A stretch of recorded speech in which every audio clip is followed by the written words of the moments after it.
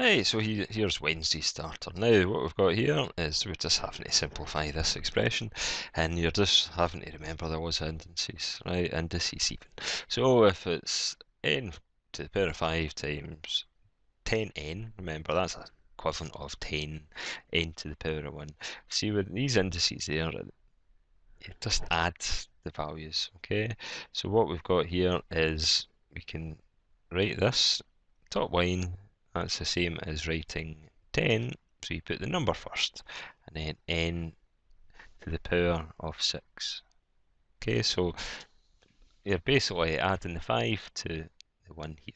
Okay, so that's n to the power of 6, and that is over 2n squared. Again, that equals 10 divided by 2 is your 5, and then again, lots of indices say if you're dividing, you're essentially subtracting that from that. So it's 6 minus 2 is 4. So what we've got is n to the power of 4. So if they're multiplying, you're adding them together, and if you're dividing them, you're subtracting them, and that's your final answer. Next question is one in which you just take one line at a time. So the top line is we're looking to express this in the simplest form. So 3y squared minus 6y. So what you can think of is each expression, is there any common factor? So we can say both 3 can divide into both of these. So 1, 3, and that's obviously 2 times 3 gives you 6. We then have a wee look at the letters. Well, they both mention y, so we can take y out of the bracket. And then we just create the brackets.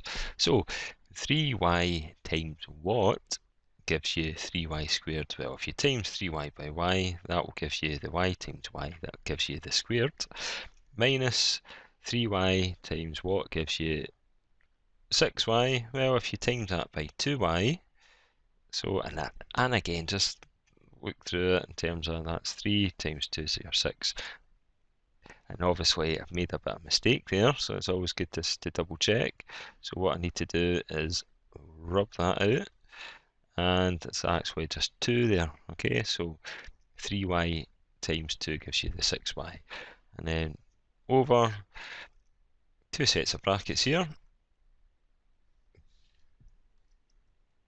Right, so 2 sets here. And we put y, we'll put y, and that gives us your y squared. What we now have to do is think of two numbers that if you multiply them together, gives you 6.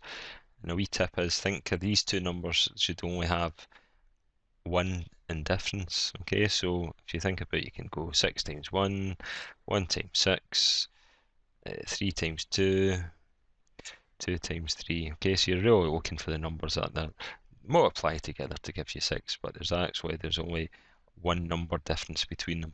And again, obviously, it's this pair of numbers, so we can write a 2 here, we can write a 3.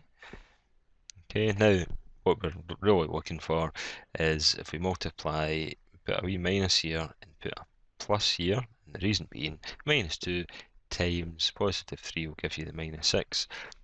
And then if you have 3y minus 2y, that will give you the plus y. Okay, and you can score that out. You score that out because they cancel each other out, and you're left with 3y over y plus 3. Okay, and that's you for that question. And last but not least, these ones, quite often you'll actually find that when you're expressing the simplest form, it will actually quite often be the smallest value here, so it'll be something to do with the root of 7. Okay, so we just take each part of the expression at a time. So if you think about how we can split this into, so we want to think of two numbers that multiply together that gives you 63, but one of the numbers should be a number that you can take the square root of, and it gives you a whole number. So what we've got here is you could think of